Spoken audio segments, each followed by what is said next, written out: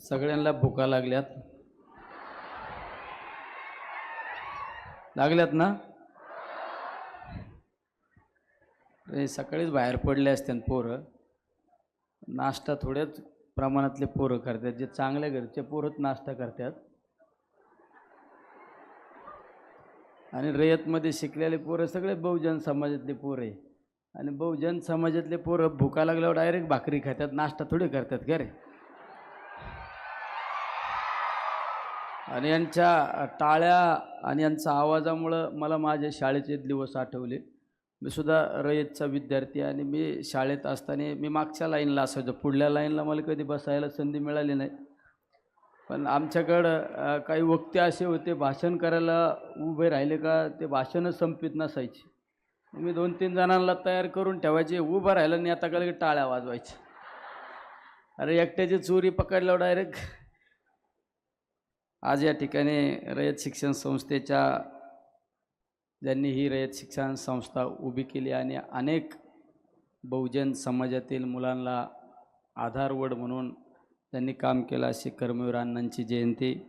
आणि त्याचबरोबरीने आज महात्मा गांधी विद्यालय अमृत महोत्सव प्रारंभ, दादा पाटील महाविद्यालय हिरक महोत्सव सांगता समारंभ आणि विद्यार्थिनी वसतिगृह विस्तारित इमारतीच्या उद्घाटनाच्या निमित्ताने ज्यांच्या उपस्थितीमध्ये हा गोड असा कार्यक्रम पार पडत आहे, असे आपले आमचे सर्वांचं दैवत आदरणीय शरदचंद्रजी पवार साहेब, या संस्थेचे चेअरमन चंद्रकांतजी दळवी, संघटक डॉक्टर अनिलजी पाटील, या भागाचे कार्यतत्पर आमदार रोहितदादा पवार, या संस्थेचे जनरल बॉडी सदस्य आणि ही संस्था खऱ्या अर्थाने नेहमी या संस्थेमध्ये लक्ष ठेवण्याचं काम केलं असे आमचे जिल्ह्याचे जिल्हाध्यक्ष राजेंद्र तात्या फाळके, व्हाईस चेअरमन भगीरथ शिंदे,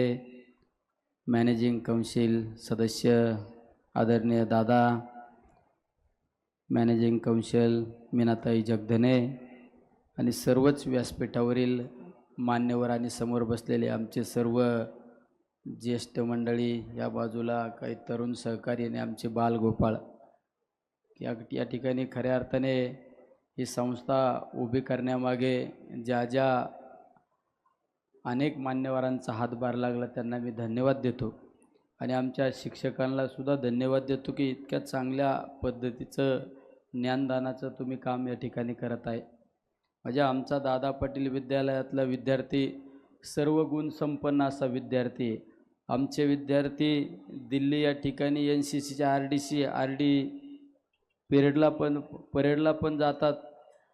आमच्या खेळात पण आमच्या कुस्तीमध्ये नॅशनल लेवलला पारितोषिक मिळणारे आमचे विद्यार्थी, शिक्षणामध्ये सुद्धा सर्वात चांगले मार्क मिळणारे विद्यार्थी पण आमच्या दादा पाटील विद्यालयामध्ये आहे.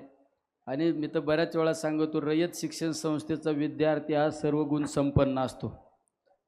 कारण मला एका अशा शाळेच्या कार्यक्रमात बोलवलं आणि मी उदाहरण दिलं, इंग्लिश मिडियमचा विद्यार्थी आणि मराठी मिडियमचा विद्यार्थी, आणि 2 पोरांचे जर भांडणं झाले तर मराठी मिडियमचं पोरगं त्याच्या तोंडातून शब्द निघूस तर 2-4 शिवाय लगेच आसडून मोकळं होतं.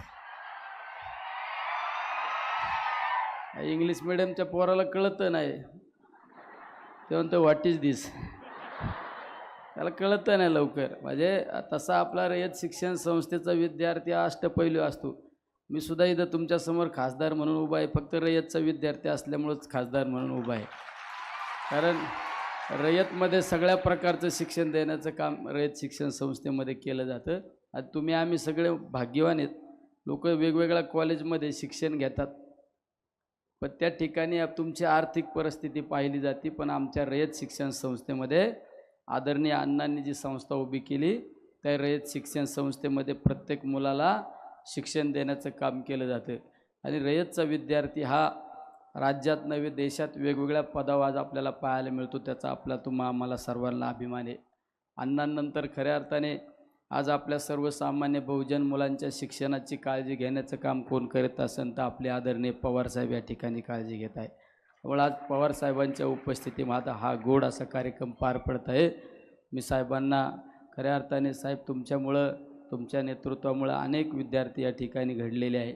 तुम्हालाही धन्यवाद देतो आणि आमचा हा अतिशय चांगला गोड असा कार्यक्रम पार पडला. आमच्या सगळ्या शिक्षक मंडळींना सर्वांना आणि आमच्या विद्यार्थ्यांनाही धन्यवाद देतो आणि शुभेच्छा देतो. थांबतो. रामकृष्ण हरी.